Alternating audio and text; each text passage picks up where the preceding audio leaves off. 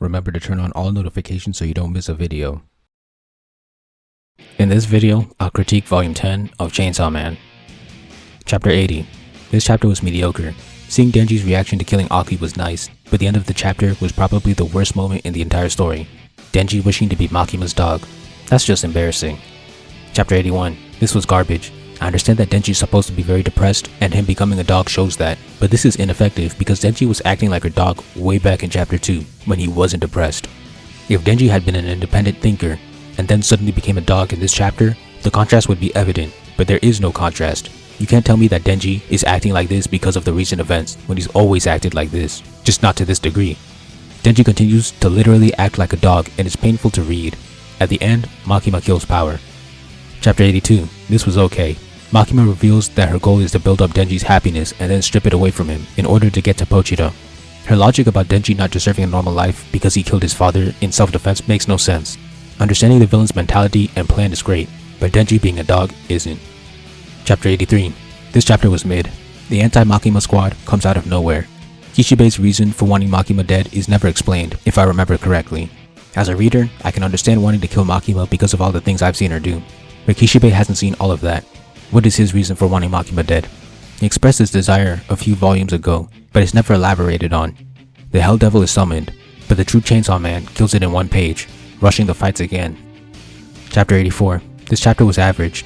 Pochita is sent to hell and he kills all the devils in a summary. Rushed fights again. Makima's contract with the Japanese Prime Minister is revealed, which explains her immortality, but the contract doesn't make sense. Both contracts have been, I'll sacrifice something for you in exchange for your power. Some characters like Aki gain abilities. Other characters like the anti-Makima squad get the devil to work for them. But the Prime Minister sacrifices his citizens in exchange for Makima's help? That's so vague. I actually had to look up on the wiki what the PM gained in his contract. So in this contract, Makima gains immortality, but is also allowed to do whatever she wants. Meanwhile, the PM is sacrificing his people? That's such a broken contract. Look at the Gun Devil from the last volume. The president sacrificed his people, but the exchange was that the devil would kill Makima. Or in this volume, where the squad sacrificed their lives in exchange for the Hell Devil killing Makima. Straightforward contracts, yet Makima somehow benefits the most in her contract. She has to do something, like the other two mentioned, but not only is she free in how she does it, she also gets immortality. Even if she controlled him, the contract doesn't follow the rules of the rest. Pochita eating names out of existence is revealed here and builds the world. Makima's ultimate goal is explained, which is good. Chapter 85. This was bad. Pochita kills Makima for some reason. That doesn't make sense considering she asked to be saved. Then the Kobeni fast food scene happens. This was my most hated part of the story when I first read it. During all of this action, the story takes a break for some dark and awkward humor. This chapter is actually hilarious, but in context, it's frustrating. Since the last volume, all of the action has been rushed and the plot is moving at lightning speeds, but the author decides to give this comedic scene proper pacing, misplaced priorities.